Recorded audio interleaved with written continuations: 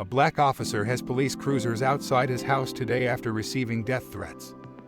Not from a criminal but another police officer. More troubling was that the police sergeant, Eric Moore, had access to the police audio-video room with GPS trackers, night vision goggles, and has been investigated for trying to purchase a lightning link, which can turn a semi-automatic firearm into a fully automatic firearm. I'm receiving death threats by a young man who has everything he needs to take care of me, he said in an interview. Cornett hunts down murderers, rapists, and other high-risk felons and helps to lock these dangerous criminals up. As if his job wasn't dangerous enough without colleagues sending him death threats. He said his family created a plan to protect their special needs son and started checking their vehicles for tracking devices. His wife obtained a weapons permit as well to help protect her family. With only 2 years until he received his full pension, the 23-year police officer decided to forfeit hundreds of thousands of dollars in retirement and benefits, sold his house below market value, and took a much lower-paying job in Beaufort, South Carolina, all for the safety of his family. Even after moving 650 miles away from Columbus, he still didn't feel safe installing security cameras. Cornett is now suing Columbus in federal court. This is not the only discrimination suit filed by current or former black officers. For plaintiffs, including another officer who wrote a full-length book about the treatment she received, describing a culture of discrimination that is harmful to minority officers and Columbus residents.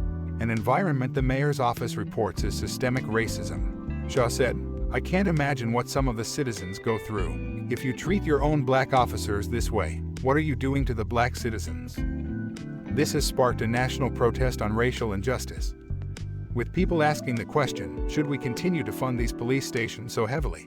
The city has denied the claims outlined in the 4 lawsuits and acknowledged no wrongdoing in the Shaw case.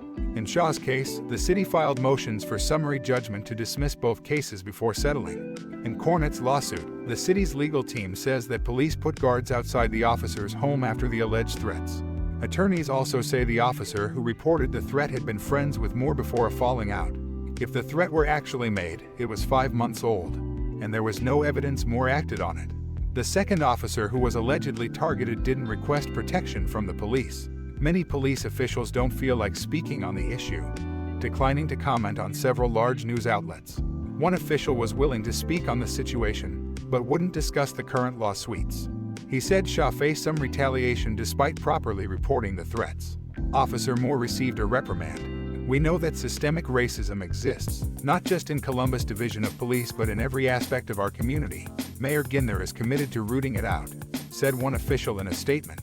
In an email, Moore said allegations against him were untrue and that he was not allowed to speak to the media. Almost nobody would comment on the situation, including a city attorney. 2 police spokespersons and the police chief. State union leaders passed questions down to the local union.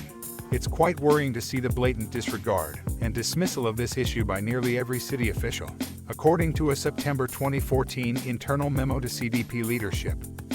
Detective Wes Sorrell alleged Moore. His supervisor was upset Cornett hadn't been disciplined for an email that Moore found offensive.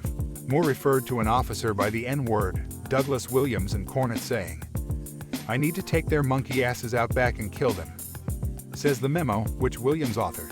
When Sorrell questioned why Moore was angry with Williams, Moore replied, "If that monkey had taken care of the other monkey, this would have been taken care of."